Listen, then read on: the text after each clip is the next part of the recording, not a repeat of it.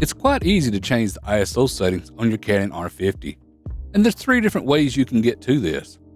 First, the easiest way is a small button labeled ISO next to the shutter button on the front of your Canon R50 camera. You press it carries you directly to your ISO menu. From here you can choose as low as 200 on mine or 100 depending on if you have HDR PQ turned on or off, all the way up to the max, as shown here. Once you've chose the ISO you want to use, or even auto, just press select and it'll carry you back to the screen. Or press ISO, which do the same thing. The second method is to hit Q on the back of the screen. You can go over and select that same menu from here. Okay. But there's another way. If you press Menu on the back of the screen, on Shoot To, it's the second option down, right below Exposure Compensation. And you can select that from here. Now when you press that one, you get 2 different options.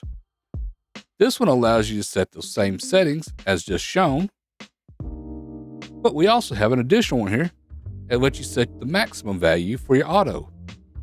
So I have mine set to ISO 3200 as the maximum value that my camera will shoot when on automatic mode. Okay, when you've chosen the one you want, it's set.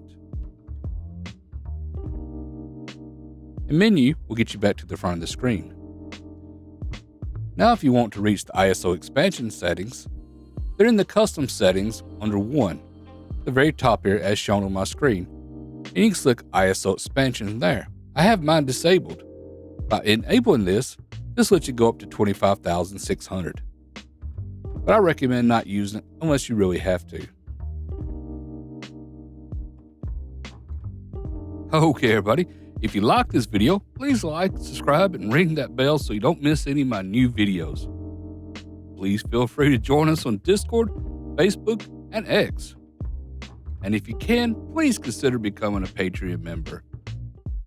Also, if you're interested in what gear I use, those and all the other links can be found down in the description below.